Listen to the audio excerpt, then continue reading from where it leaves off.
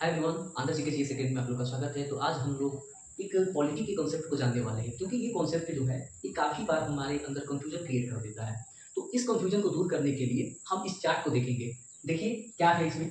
सबसे पहले बात आती है लोगों की केंद्र में कौन सा सिस्टम चलता है। तो केंद्र में जो है लोकसभा, राज्यसभा और राष्ट्रपति मिलकर संसद का निर्माण करते हैं। वहीं अगर बात की जाए राज्यों में, तो राज्यों में विधानसभा, विधान परिषद और राज्यपाल मिलकर विधानमंडल का निर्माण करते हैं।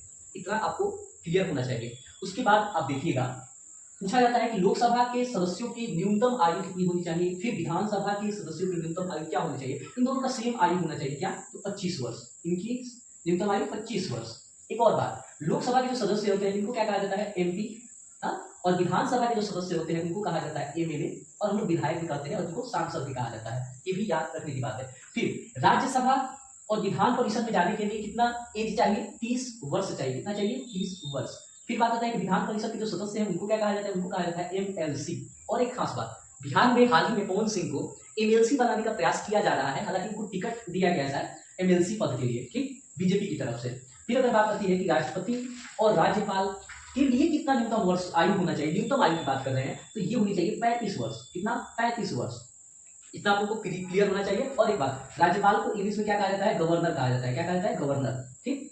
अब बात आती है कि इनकी पदा अवधि कितनी होती है, मतलब लोकसभा के सदस्य और विधानसभा के सदस्य कितने वर्ष तक अपने पद पर रह सकते हैं। तो रह सकते हैं की बात हो रहा है, रहते नहीं है, रह सकते हैं की बात हो रहा है। तो ये लगभग 5 साल तक अपने पद पर रख सकते हैं, या एमपी हो या एमएलए हो। फिर राज्यसभा के सदस्य या विधान परिषद के सदस्य, ये दोनों अस्थायी होता है। क्या होता है? अस्थायी होता है।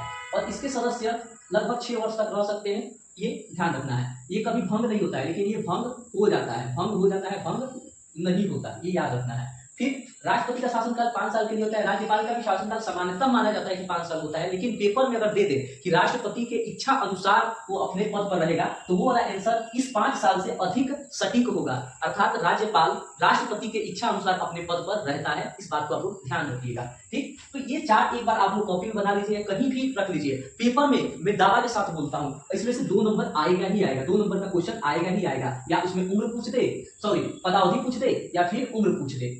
इतना याद रखिए और श्योर रखिए कि इसमें से कम 2 नंबर का पेपर में आ सकता है क्वेश्चन। Thank you.